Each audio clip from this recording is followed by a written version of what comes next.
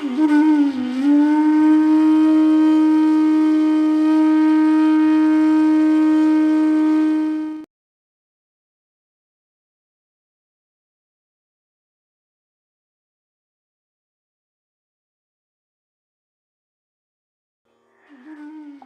સાખીમાં એક જ વસ્તુ કે છે, દ્રઢ આશરો. હલી જાય છે એમાં ઉપાધિ થાય છે. વિશ્વાસ પૂરેપૂરો. એક જંગલમાં ગુરુ શિષ્ય જતા હતા. હવે તરસ લઈ ગઈ તો એક ઝૂંપડીમાં દીવો બળતો હતો. એટલે શિષ્ય કીધું, ગુરુદેવ હાલો, ત્યાં પાણી મળી રહેશે. એ કે હાલ.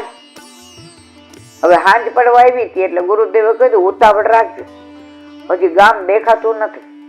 પછી આ જંગલમાં વાઘવરુ, સિંહ ફાડી ખાય એનો વાંધો નહીં, પણ અધૂરા મૂકે ને તો આપણી જિંદગી બગડી જાય. એટલે બહુ વાતોડિયા વાતો ન કરતો કે હારું ગુરુદેવ જેવી આપની આજ્ઞા. એ કે હાલ ને તાર ભેગો જાવ, તું લઈ આવ ને વળી આપે. ત્યાં ગયા. એટલી રળિયામણી ચોખ્ખી એની કુટીર હતી ને,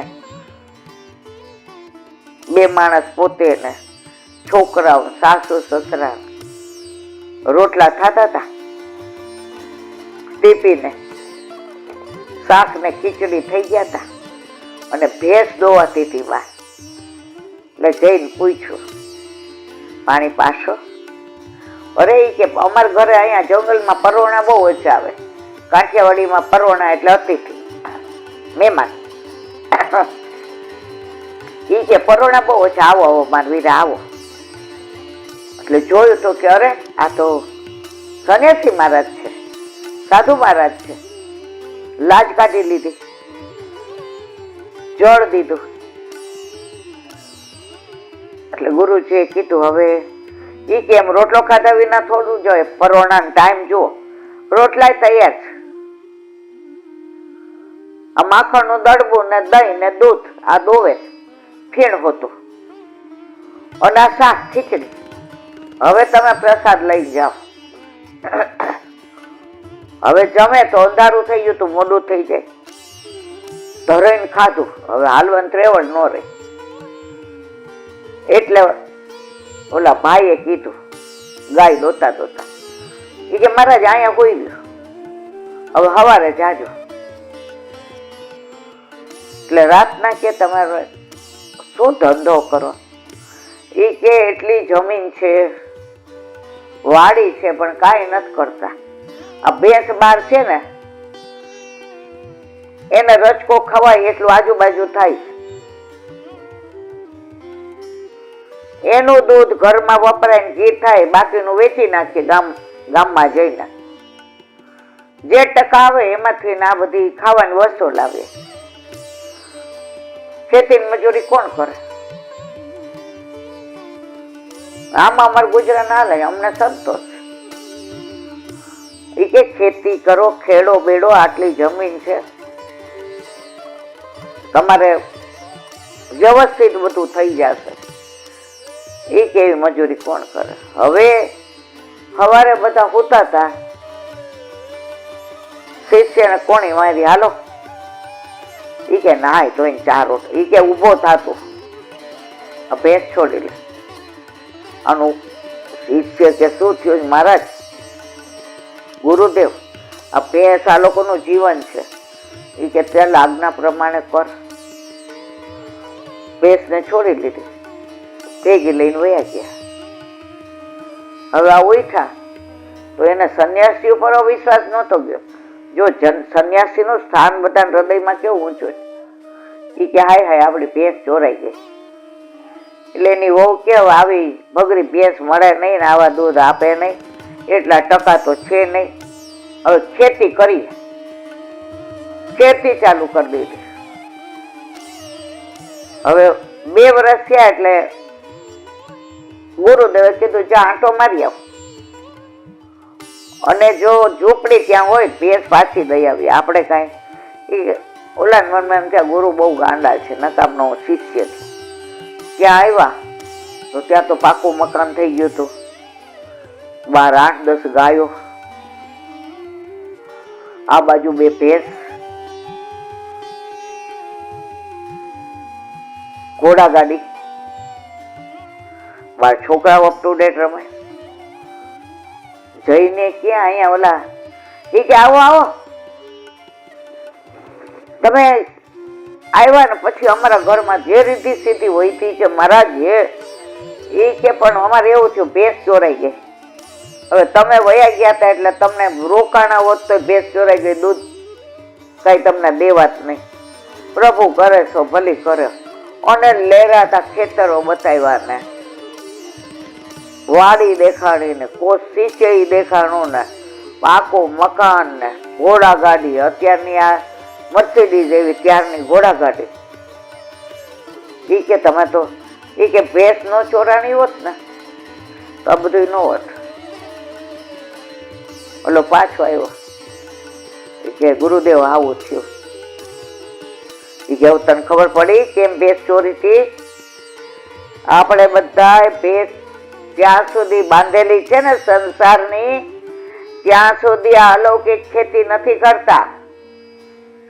ત્યાં સુધી આપણે એવું જ માનીએ દીકરો મારો, વહુ મારી, ઘર મારું, વાડી મારા, ફેંક મારી, અને આરામથી બેસીએ. પછી જયારે બધા હટ કરે ને, ભેંસ ચોરાય ને, પછી બધા સીધા દોડ થઈ જાય અને ઠાકોરજી પુષ્ટ કરાવે, સેવાય કરે, સમજ અને વાલે સમજ ગયે. તો સાધન કરો દ્રઢ આસરો, કુલ ભજવો ફલ એક, પલક પલક કે ઉપરે વારો કોટ. દ્રઢ વિશ્વાસ રાખો. આજે 32મી સાખીને વિરામ આપીએ. આ બધી સાખીમાં હારું આમ એમ થાય કે હજી 2-3 મહિના તો, પણ પછી હજી ઘણા બધા ગ્રંથો ઠાકોરજી જીવાડે તો કરવાના. એ કે હાલો ઈલાબેન, ધેડ મારા રામ, વિસરા પોટલા તૈયાર જ છે. ઓલા 5 રૂપિયા શેર ને 25 રૂપિયા ના મારવાલા. ભાવ એટલે અંતરનો ઉભરો, અંદર તમારા ભાવ જ આવે. પ્રભુ પાછો ઓલા ટકા તો બહુ છે, આપણને બધા ટકા બનાવીને બનાવ્યા જ છે. પણ જો જ્ઞાન વાળો હોય ને એને જ્ઞાની પાસે બેસવું ગમે, ધન વાળો હોય ને એને ધની પાસે બેસવું ગમે, રાજકારણી હોય ને એને રાજકારણી પાસે બેસવું ગમે. તો પ્રભુ ભાવ વાળા છે ને, ભાવ રાખે છે આપણા પર. એટલે આપણે ભાવ વાળા હોઈએ ને આપણી પાસે બેસવું ગમે, આપણા ઘરે રહેવું ગમે. તો અહીંયા શું કે છે હરિરાયજી કે આ મહાપ્રભુ જે સમગ્ર ભાવાત્મક ભક્તિ માર્ગને પ્રગટ કર્યો છે, આવા સ્વરૂપ વાળા ભક્તિ માર્ગનો પ્રકાશ મહાપ્રભુજીથી જ છે. યાદ કરો, ભક્તિ માર્ગામ ભજ માર્તંડ. સર્વોત્તમ સ્તોત્રમાં એક નામ વલ્લભનું ભક્તિ માર્ગના સૂર્ય કીધા છે. ઘણા મને એમ કે ઈલાબેન અમે 24 વર્ષથી સૂર્યનારાયણને પાણીનો અર્થ દઈએ છીએ. દેવાય? મેં સૂર્યનારાયણ માનો તો ન દેવાય, પણ સૂર્યનારાયણની સામું જોઈને એમ કયો ભક્તિ માર્ગામ ભજ માર્તંડ. અમારા વલ્લભ ભક્તિ માર્ગના સૂર્ય છે, અત્યારે 12 સ્વરૂપે છે. એની આભા ચારે બાજુ ફેલાયેલી છે. પંડિતો આવે છે, શાસ્ત્રા થાય છે લક્ષ્મણ ભટ્ટજી સાથે. વચ્ચે લક્ષ્મણ ભટ્ટજી મુંજાય ત્યાં વલ્લભ જવાબ આપે છે. એ શાસ્ત્રીઓ વલ્લભને 12 સરસ્વતીનું ઉપનામ આપીને ત્યાંથી જાય છે. વલ્લભને પયોધા ગાય બહુ વાલી એ લીલામાં પહોંચી જાય છે ને એને પાછી સજીવન કરે છે. વલ્લભ બધાને પોતાના કરીને ઘરમાં બોલાવે છે. આ મારો બાળ વલ્લભ ચારે બાજુ એના ભક્તિ માર્ગની ચાંદની છાઈ રહી છે. અને આ ઉષા ખીલી છે એની અંદર મારા વલ્લભના સ્વરૂપના દર્શન થાય છે તો તમે બધું કરી શકો. ભાવ વલ્લભે જો ઉપર જ હરિરાયે કીધું, વલ્લભે ભાવાત્મક માર્ગ પ્રગટ કર્યો છો મારા વાલા. આખો માર્ગ ભાવ ભાવના ઉપર છે. એ પૂર્વે ભક્તિ માર્ગ ભૂતળ ઉપર હતો, પરંતુ જે સ્વરૂપ વાળો ભક્તિ માર્ગ જોઈએ તેવો તો ન જ હતો, અપ્રકટ હતો. તેને વલ્લભે પ્રગટ કર્યો. જો પે શ્રી વલ્લભ પ્રગટ ના હોતે વસુધા રહેતી સુની નાતર. આ બધી કૃપા વલ્લભની છે. આજે જે વચનામૃતમાં બહુ સરસ કીધું એ કે વલ્લભ ઠાકોરજીના મુખારવિંદ સ્વરૂપ. એટલે બધા કે હા, એ કે હજી મારે તમને આગળ કેવું છે. શ્રી વલ્લભ, શ્રી એટલે સામનેજી અને ઠાકોરજી એટલે ગોવર્ધનનાથજી. તો વલ્લભ એ બેયના મુખારવિંદ સ્વરૂપ છે. એકલા ઠાકોરજીના નહીં, ત્રિતયાત્મક સ્વરૂપ. તો કે આખું શરીર કોનું? તો કે ઠાકોરજીને સામનેજીનું આખું શરીર. શ્રીયમ એટલે શ્રૃંગાર કરીએ છીએ ને, તો ચોટીને એ બધી સામનેજીના ભાવથી, અને બીજા વસ્ત્ર ને જામા ને એ બધું ઠાકોરજીના ભાવ. બાળકોના અમુક વચનામૃતમાં આપણને એટલું જાણવાનું મળે. આપણે 0 ઉપરથી 0 ઉપર જ રહીએ, કારણ કે આપણી લાયકાત નથી, પણ 0 થોડોક મોટો થાય. બોલો હરિરાય મહાપ્રભુજી.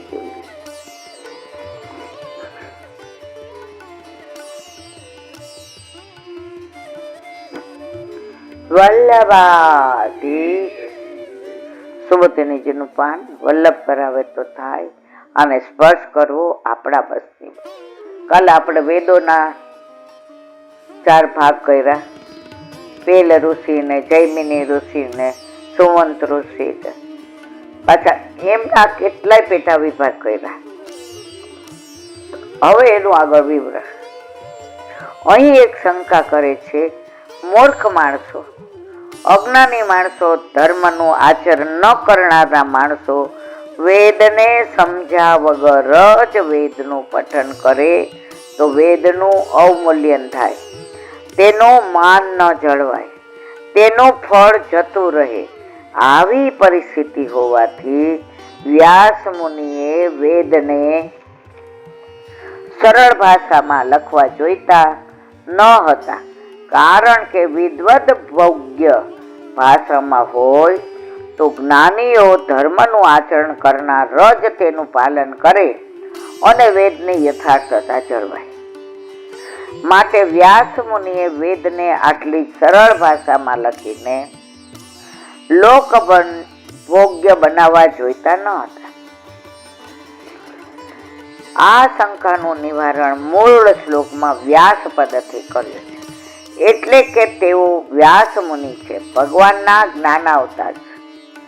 ભગવાનની આજ્ઞાથી અને ઈચ્છાથી તેમને જાણ છે, માટે તેઓ તેમ કરવાના અધિકારી છે. અહીં બીજી દલીલ કરવામાં આવે છે કે ભગવાનનો અવતાર હોવાથી તેઓ વિશેષ અધિકારી છે. એ વાત સાચી, પણ એનો અર્થ એ નથી કે તેઓ અન્યથા સમાજના હિતની વિરુદ્ધમાં કાંઈ કરે. આ શંકાનું સમાધાન કૃપણ વત્સલ પદથી કર્યું છે. તેઓએ સમાજની વિરુદ્ધમાં કાંઈ જ નથી કર્યું. તેઓએ દીન અલ્પ બુદ્ધિવાળાઓ પર દયા લાવીને તેમના ઉદ્ધાર માટે કર્યું છે. તેઓને દિલ અલ્પ બુદ્ધિવાળા પર દયા થાય છે, તેનું પઠન કરવાથી પણ ના બુદ્ધિવાળાઓ પર દયા લાવીને તેમના ઉદ્ધાર માટે કર્યું. વેદનું પઠન સ્વાધ્યાય માત્ર કરવાથી પાપોનો નાશ થાય છે. તેનું પઠન કરવાથી પણ સામાન્ય જીવોનો કૃતાર્થ થઈ શકે છે. માટે સામાન્ય જન પર દયા લાવી વ્યાસ મુનિ આ જટિલ વેદોને સરળ ભાષામાં ગ્રંથસ્થ કરીને તેના 4 વિભાગ પાડ્યા. સામાન્ય માણસોના ઉદ્ધારની વાત આગળના શ્લોકમાં કહી. સ્ત્રી શુદ્ર વગેરે બીજાઓના ઉદ્ધારની વાત હવે પછીના શ્લોકમાં કહી છે. બોલો વલ્લભ.